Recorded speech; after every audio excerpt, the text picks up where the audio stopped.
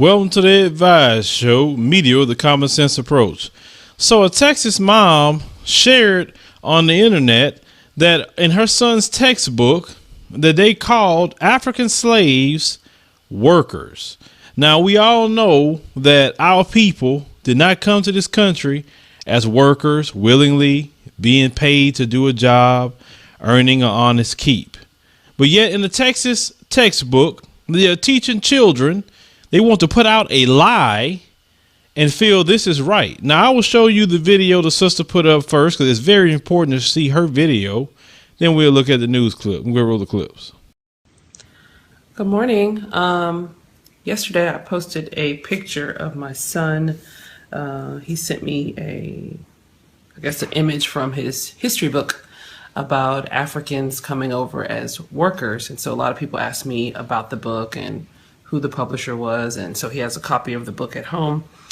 We are in Texas, and so this is a part of the Texas textbook adoption. So I'm going to show you the book, and then there's just an interesting section where they sort of place the map. I think it's interesting. So the book is, I'm going to turn the camera around.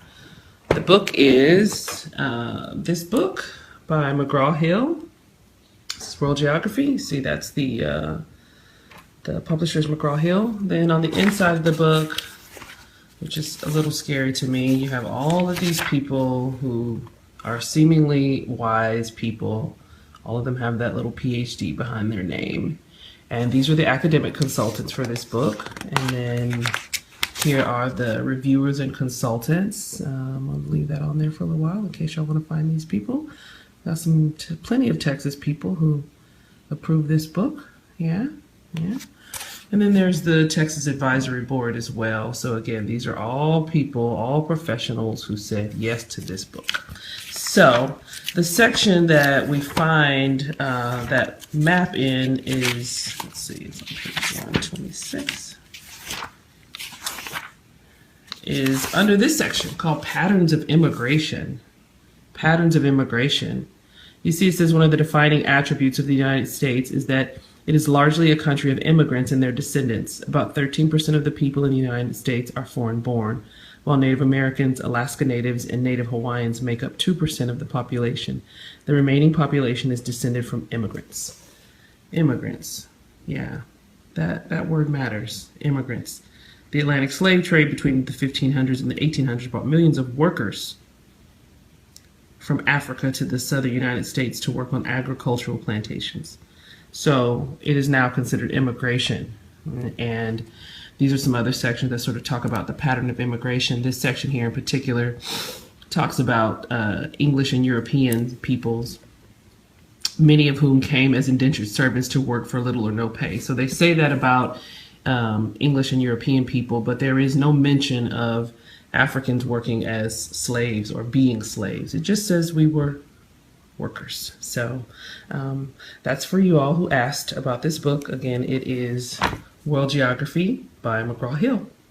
So he has a copy of the book at home. Ronnie Dean Burren shared this cell phone video on social media. This is a part of the Texas textbook adoption. After her son Kobe texted her about an alarming passage in his textbook about Africans coming over as workers. Kobe sent her this image, which reads, "The Atlantic slave trade between the 1500s and the 1800s brought millions of workers from Africa to the southern United States to work on agricultural plantations." That map is under a section heading called Patterns of Immigration. Immigrants. Yeah.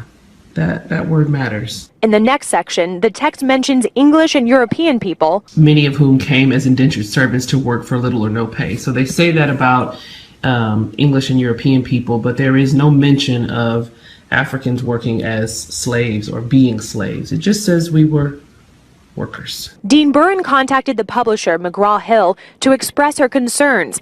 The company responded on Facebook, saying in part, "We conducted a close review of the content and agreed that our language in that caption did not adequately convey that Africans were both forced into migration and to labor against their will as slaves. We believe we can do better." The company has agreed to change the digital version of the book immediately and will correct the text in the next printing of this particular book. Dean Burren was thrilled to get such a quick response from McGraw-Hill, posting on social media, "This is change, people. This is why your voices matter." She encourages other students and parents to speak up. Now, you see the reason why I put up the sister's video first. She showed all these people who are highly educated had a hand in putting that book together, in approving that book. And yet they thought it was okay to say that we were workers. Well, you know, one thing workers don't experience who choose to sign up for a job. Workers aren't raped repeatedly. Workers can leave the job and go home to their families. Workers wasn't tortured. Workers weren't hung. Workers wasn't made to do the most horrible things, to be ostracized, to be treated less than human, and all the other atrocities has happened to our people in slavery. So for them to even put that in there and trying to erase the true history of this nation, to try to miseducate all kids, not just black kids, but all kids, is a problem. You see, in the United States of America, we do have a major education problem. See, this one thing was caught. But if you look at the history they teach our children in this nation, they don't teach a true history of this nation. They don't teach what happened when Christopher Columbus got here.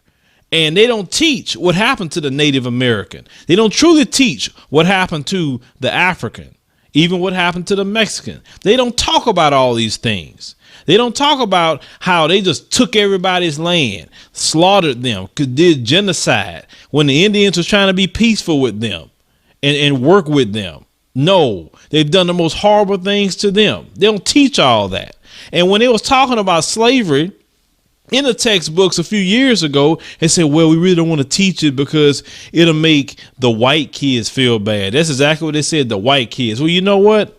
The white kids, like y'all like to say to us, nobody of today had anything to do with it. But why are you trying to shield the white kids from knowing the true history of this nation? This nation did not come to power on a spirit of brotherhood. It came together on a stealing, raping, pillaging, burning down people's towns, doing the most evil things to other people based on the social construct of race.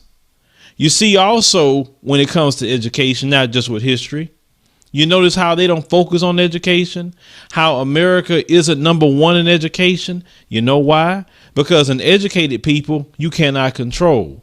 They love you to be uneducated. They love for you not to research, not to analyze, not to scrutinize based on knowledge. When you come into knowledge, when you have knowledge of self, knowledge of your history, knowledge of just a lot of things, you become more stronger, more powerful within. The strongest muscle that you need to work is your mind, and you can't be easily controlled. This is why in this generation, you don't have anything to try to educate you that come on regular network television. This is why that they love for you just to ingest idiotic things 24/7.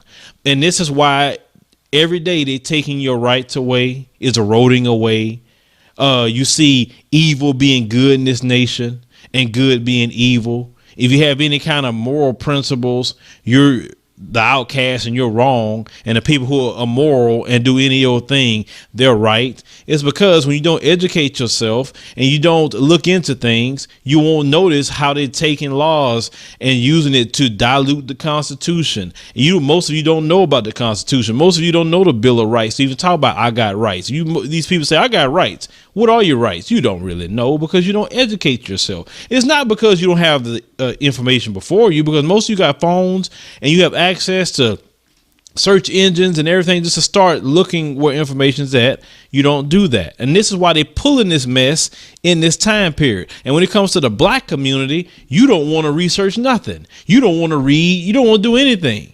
You just want to sit up there and watch World Star Hip Hop, listen to the latest hip hop song, and not do nothing to educate yourself. That's why these people have sit here and tried to gut the Voting Rights Act, which they did, of 1965. That's why these people are trying to put you were workers instead of slaves. But you notice they don't play that stuff with the Holocaust victims, right? They didn't call them workers.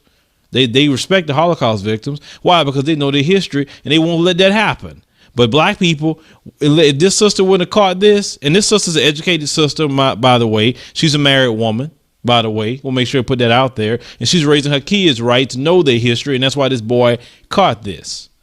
We need to get on board with our education system in America, people.